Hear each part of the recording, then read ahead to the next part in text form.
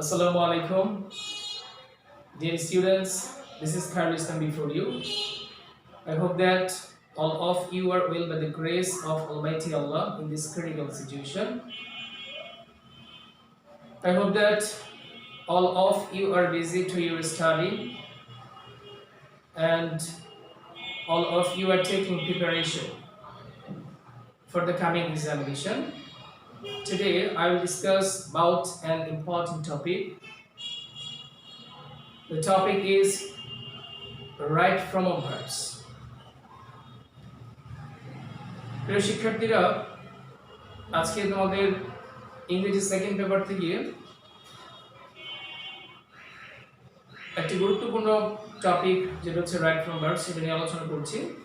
অনুসরণ এই নিয়মগুলো যদি তুমি মুখস্থ রাখতে পারো তাহলে তোমার ফ্রি হ্যান্ড রাইটিং যেটা বলি আমরা, প্যারাগ্রাফ, তারপর হচ্ছে অ্যাপ্লিকেশন, ডায়ালগ, কম্পোজিশন, এগুলো লেখার ক্ষেত্রে অনেক সহযোগিতা করবে এই চারটা নিয়ম।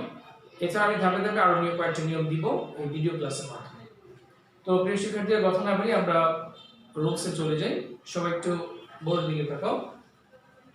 প্রথম হচ্ছে 1 নাম্বার যে নিয়মটা, সবাই একটু খেয়াল করো। যে সকল ওয়ার্ডস এর পরে গ্যাপ থাকলে, অর্থাৎ যে সমস্ত ওয়ার্ডগুলোর পরে গ্যাপ থাকলে ভার্বের সাথে আইএনজি যোগ করো। এই ওয়ার্ডগুলোর পরে যদি গ্যাপ থাকে বা শূন্যস্থান থাকে, এই ওয়ার্ডগুলোর পরে যদি শূন্যস্থান থাকে তাহলে অবশ্যই তোমাকে কি করতে হবে, তুমি যে ভার্বটা সিলেক্ট করেছো এই শূন্যস্থানে বসানোর জন্য তার সাথে আইএনজি যোগ করতে হবে। তাহলে চলো আমরা ওয়ার্ডস গুলো দেখি। প্রথম হচ্ছে হোয়াইল। হোয়াইল হোয়াইল তারপর হচ্ছে with a view two.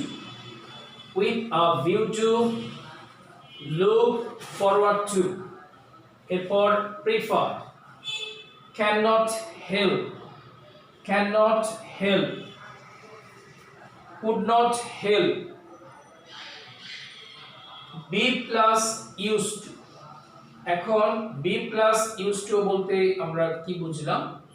B বলতে আমরা জানি am is are was were, অর্থাৎ am is are was were এদের পরে যদি ইউজ টু থাকে, যেমন is used to, was used to, are used two ইত্যাদি। এরপরে এডিক্টেড টু, ডিভোটেড টু, তারপর রয়েছে প্রিপোজিশন। তবে আমি ব্র্যাকেটে উল্লেখ করে দিয়েছি, তবে শুধু টু ছাড়া, অর্থাৎ যতগুলা প্রিপোজিশন আছে। প্রিপোজিশন কোনগুলা? মনে করো of, in, for, after, without, by, আর অনেকগুলা প্রিপোজিশন রয়েছে, অর্থাৎ প্রিপোজিশন এর পর। তারপর তবে এখানে একটা প্রিপোজিশন ছাড়া, ওই প্রিপোজিশন কোনটা? শুধুমাত্র টু ছাড়া যে প্রিপোজিশন গুলো রয়েছে সেইগুলা। তারপর হচ্ছে বি ভার্ব। বি ভার্ব বলতে একটু আগে আমি বললাম, বি ভার্ব বলতে আমরা বুঝি এম ইজ আর ওয়াজ। তো বি ভার্ব থাকবে, তবে ব্রেকেটে উল্লেখ করা রয়েছে, দেখো অ্যাক্টিভ ভয়েস। বি ভার্ব থাকবে এবং অ্যাক্টিভ ভয়েস যদি হয় সেন্টেন্সটা। আর অ্যাক্টিভ ভয়েস হচ্ছে যেখানে সাবজেক্ট সক্রিয় থাকবে, অ্যাক্টিভ থাকবে সাবজেক্ট। তারপর দেখো পসেসিভ ফ্রম। মাই, আই এর পসেসিভ ফ্রম, হিজ, হি এর পসেসিভ ফ্রম, শি এর পসেসিভ ফ্রম হচ্ছে হার, আবার দে এর পসেসিভ ফ্রম হচ্ছে দেয়ার। যদি পসেসিভ ফ্রম এর পরেও গ্যাপ থাকে। তারপর দেখো ডাবল ভার্ব। একটা সেন্টেন্সে যদি দুইটা ভার্ব থাকে তাহলে আমি এখানে ব্র্যাকেটে উল্লেখ করে দিয়েছি দ্বিতীয় ভার্ব এর সাথে, অর্থাৎ এখানে যে ওয়ার্ডগুলো আমি লিখলাম এদের পরে যদি শূন্যস্থান থাকে তাহলে অবশ্যই শূন্যস্থান পূরণ করার ক্ষেত্রে ভার্বের সঠিক রূপটা হবে, যে ভার্বটা তুমি এখানে বসাবে অবশ্যই অবশ্যই সেই ভার্বের সাথে আইএনজি যোগ করতে হবে। তাহলে একটা উদাহরণ দেখি আমরা। হোয়াইল, গ্যাপ, ব্রেকেটে রয়েছে বা ব্রেকেটে দিলাম ওয়াক। হোয়াইল, গ্যাপ, ব্রেকেটে দিলাম walk. in the felt. He called me. while উপরে রয়েছে, এই while এরপর যদি গ্যাপ থাকে, এখানে আমি যে ভার্বটা বসাবো অবশ্যই সেই ভার্বের সাথে কিছু করতে হবে, আইএনজি যোগ করতে হবে। যেহেতু এখানে ওয়াক রয়েছে, তাহলে এটার সঠিক ফর্ম হবে walking. While walking in the field, he called me. 2 নম্বর আরেকটা উদাহরণ দেখো, he went to library with a view to শূন্যস্থান ব্রেকেটে দিলাম read books।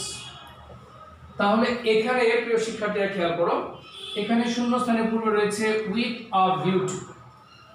যদি with a view to এর পরে গ্যাপ থাকে, তাহলে অবশ্যই ওই গ্যাপে যে ভার্বটা বসানোর প্রয়োজন পড়বে, ওই ভার্বের যে সঠিক রূপটা হবে তার সাথে অবশ্যই আইএনজি যোগ করতে হবে। তো এখানে রয়েছে রিড, তাহলে আমি এখানে অ্যানসারটা কি লিখব? অ্যানসারে অবশ্যই লিখব রিডিং। তো এখানে আমি দুটো উদাহরণ দিলাম, একটা হচ্ছে while এবং with a view to। এছাড়া এখানে আর যতগুলো ওয়ার্ড রয়েছে, যে ওয়ার্ডস গুলো রয়েছে, অবশ্যই এদের পর যদি শূন্যস্থান থাকে, তাহলে শূন্যস্থানে যদি তুমি ভার্ব বসাও, অবশ্যই ভার্বের সঠিক ফর্মটা হবে যে ভার্বটা তুমি বসাবে তার সাথে আইএনজি যোগ করতে হবে। তারপর আমরা চলে যাচ্ছি 2 নম্বরে। দেখো, যে সকল ওয়ার্ডস এর পরে গ্যাপ বা শূন্যস্থান থাকলে ভার্ব এর প্রেজেন্ট ফর্ম হবে। তাহলে এখানে আমি ওয়ার্ডস গুলো দেখি আমরা। প্রথম হচ্ছে প্রিপোজিশন টু, প্রিপোজিশন টু। তারপর মডাল ভার্বস, মডাল ভার্বস গুলো তো এখানে আমি দুটো লিখেছি, ক্যান, মে। এছাড়াও আরো যে মডাল ভার্বস গুলো রয়েছে, could, might, shall, should, will, would, must, ought to, going to, dare, এগুলো হচ্ছে মডাল ভার্ব। তারপর দেখো have to, has to, had to, can not but, could not but, had better, had rather, would rather, need, do not, does not, did not, এবং শুধু used to, এবং শুধু used to এদের পরে যদি শূন্যস্থান থাকে, অবশ্যই শূন্যস্থানে ভার্বের প্রেজেন্ট ফর্ম বসাইতে হবে। তাহলে আমি দুটো উদাহরণ সবাই একটু দেখো। He helped me to শূন্যস্থান ব্রেকেটে আমি দিলাম complete the work।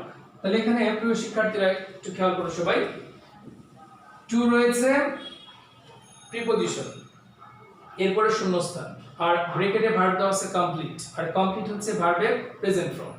তাহলে এই টু এর পর যে গ্যাপটা রয়েছে সেটা যদি আমি পূরণ করতে চাই, তাহলে আমাকে অবশ্যই ভার্বের প্রেজেন্ট ফর্ম লিখতে হবে। যেহেতু এখানে ভার্ব রয়েছে কমপ্লিট, ভার্বের প্রেজেন্ট ফর্ম আমি এখানে কমপ্লিটে লিখব, লিখলাম কমপ্লিট। এরপর আরেকটা উদাহরণ দেখো, 2 নাম্বার, we should dash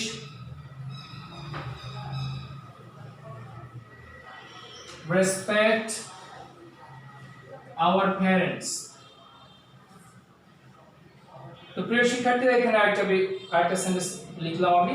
এখানে রয়েছে should, এই should হচ্ছে মডাল ভার্ব, should হচ্ছে মডাল ভার্ব, আর এখানে should না যে কোনো মডাল ভার্ব থাকুক, এরপরে যদি শূন্যস্থান থাকে আর যে ভার্বটা আমি বসাবো অবশ্যই সেখানে ভার্বের প্রেজেন্ট ফর্ম লিখতে হবে। তো এখানে আমি একটা ভার্ব দিয়ে দিয়েছি রেসপেক্ট, আর রেসপেক্ট হচ্ছে ভার্বের প্রেজেন্ট ফর্ম। সেক্ষেত্রে আমি এখানে নিয়ম অনুযায়ী respectively, we should respect our parents. তো প্রিয় শিক্ষার্থীরা, আমরা 3 নম্বর নিয়মে যাচ্ছি। যে সকল ওয়ার্ডস এর পরে গ্যাপ থাকলে বা শূন্যস্থান থাকলে ভার্ব এর V3 ফ্রম হবে। V3 বলতে ভার্বের পাস্ট পার্টিসিপল ফ্রম লিখতে হবে। তো ওয়ার্ডস গুলো কি কি আমরা দেখি। Have, has, had, having, to be, modal verb plus be. Modal verb plus be বলতে আমরা কি বুঝি। ক্যান, মডাল ভার্ব এর সাথে be, can be, would be, may be, might be, must be, ought to be, going to be, shall be, should be, will be, would be ইত্যাদি হচ্ছে modal ভার্বের পরে যদি বি হয় তাহলে। তারপর আছে am being, is being, are being, was being, were being, be verb। তবে বি ভার্ব বলতে আমরা কি বুঝি, am, is, are, was, were। তবে ওই সেন্টেন্সটা যদি প্যাসিভ ভয়েসে থাকে তাহলে would have, might have এদের পরে, অর্থাৎ এই সমস্ত ওয়ার্ডস গুলোর পরে যদি শূন্যস্থান থাকে তাহলে তোমাদেরকে অবশ্যই ওই শূন্যস্থানে ভার্বের পাস্ট পার্টিসিপল ফর্ম নিতে হবে। তো দুটো উদাহরণ দিচ্ছি, দেখো।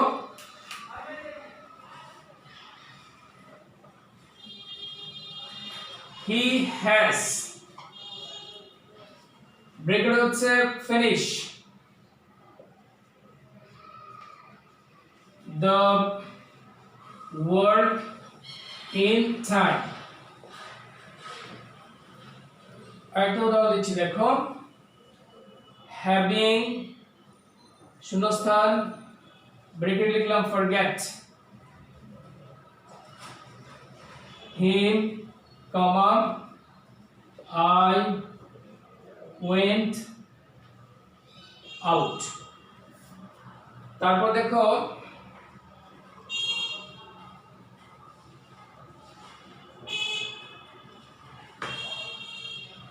our parents,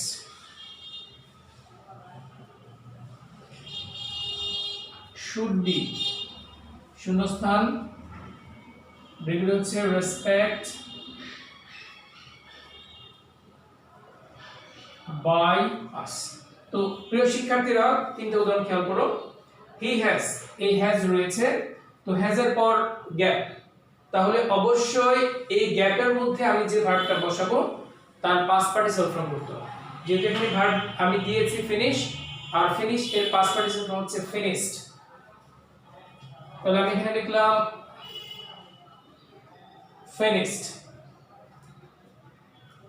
তারপর দেখো রয়েছে হ্যাভিং, হ্যাভিং এর পর রয়েছে গ্যাপ, তাহলে এই গ্যাপের মধ্যে আমি যে ভার্বটা লিখব অবশ্যই সেটার পাস্ট পার্টিসিপল ফর্ম হবে। যেহেতু আমি এখানে ভার্ব দিয়েছি forget, এর পাস্ট পার্টিসিপল হচ্ছে forgotten, তো আমি এখানে লিখব forgotten। having forgotten him, I went out। তিন নাম্বার দেখো, our parents should be dash respect by us। এই যে should be, এটা কোথায় কোন নিয়মের মধ্যে পড়ে, modal verb plus be. Modal verb হচ্ছে should, এরপর রয়েছে বি, should be। তাহলে should be এরপর যেহেতু শূন্যস্থান রয়েছে, আমি এখানে যে ভার্বটা বসাবো অবশ্যই তার পাস্ট পার্টিসিপল ফর্ম নিতে হবে। যেহেতু এখানে আমি দিয়েছি রেসপেক্ট, আর রেসপেক্ট এর পাস্ট পার্টিসিপল ফর্ম হচ্ছে respected. Our parents should be respected by us। প্রিয় শিক্ষার্থীরা, আমরা এখন 4 নম্বর নিয়মে যাচ্ছি। দেখো, subject third person singular number হলে প্রেজেন্ট ইনডিফিনিট টেন্সে ভার্ব এর শেষে s অথবা es যোগ হবে। এখন প্রশ্ন হচ্ছে থার্ড পারসন সিঙ্গুলার সাবজেক্ট কার? থার্ড পারসন সিঙ্গুলার সাবজেক্ট হচ্ছে একক ব্যক্তির নাম, বস্তুর নাম, তারপর হচ্ছে গুণের নাম এবং তাদের প্রোনাউন ফর্ম। যদি ব্যক্তি ছেলে হয় তার প্রোনাউন ফর্ম হচ্ছে হি, ব্যক্তি মেয়ে হলে তার পরিবর্তে হচ্ছে তার প্রোনাউন ফর্ম হচ্ছে শি, আর বস্তু যদি একটা হয় তার প্রোনাউন ফর্ম হচ্ছে ইট। এগুলো হচ্ছে থার্ড পারসন সিঙ্গুলার সাবজেক্ট। তাহলে subject third person singular number হলে প্রেজেন্ট ইনডিফিনিট টেন্সে ভার্ব এর শেষে s অথবা es যোগ করতে হবে। তবে এখন প্রশ্ন হচ্ছে আমি কোথায় s যোগ করব, কোথায় es যোগ করব।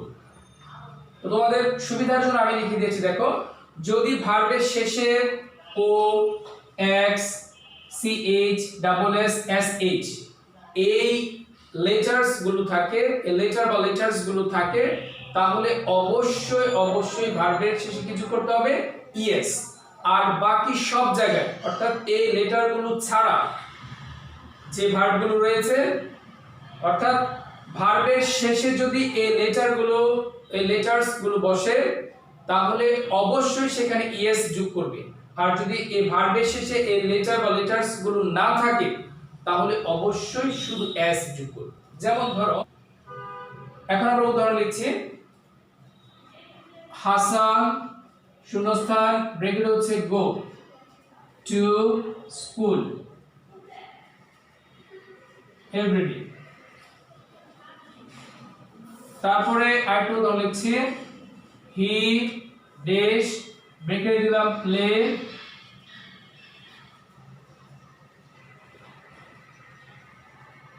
ফুটবল। তাহলে এখানে দুইটা উদাহরণ দেখো, হাসান হচ্ছে একজন ব্যক্তি থার্ড পারসন সিঙ্গুলার, আর এটা হচ্ছে প্রেজেন্ট টেন্স। তো এই ক্ষেত্রে আমি সাবজেক্ট যেহেতু থার্ড পারসন সিঙ্গুলার, এখানে ব্র্যাকেটে ভার্ব রয়েছে গো, এখন আমি কি s যোগ করব না es যোগ করব? আমি একটু আগে বলেছিলাম যদি ভার্বের শেষে এই লেটার বা লেটারস গুলো যে কোনো একটা থাকে তাহলে অবশ্যই es যোগ করতে হবে। এখানে দেখো গো এর শেষে কি রয়েছে, ও রয়েছে, তাহলে আমি অবশ্যই এখানে es যোগ করতে হবে। তাহলে आंसर হবে goes. Hasan goes to school every day. তারপর হি, হাসানের পরিবর্তে আমি লিখলাম হি, এটাও থার্ড পারসন সিঙ্গুলার। তাহলে এখানে যেহেতু সাবজেক্ট থার্ড পারসন সিঙ্গুলার, ভার্বের শেষে আমি s অথবা es যোগ করব। তো এখন আমি কি যোগ করব? এখানে দেখো ভার্বের শেষে রয়েছে y, তাহলে এই yটা এগুলোর মধ্যে নাই, যেহেতু নাই আমি এখানে অবশ্যই শুধুমাত্র s যোগ করব। Hasan plays football. তো প্রিয় শিক্ষার্থীরা, আজকে আমি 4টা নিয়ম নিয়ে আলোচনা করলাম। বাকি নিয়মগুলো অবশ্যই পরবর্তী ক্লাসে আমি দিয়ে দিব। সে পর্যন্ত সবাই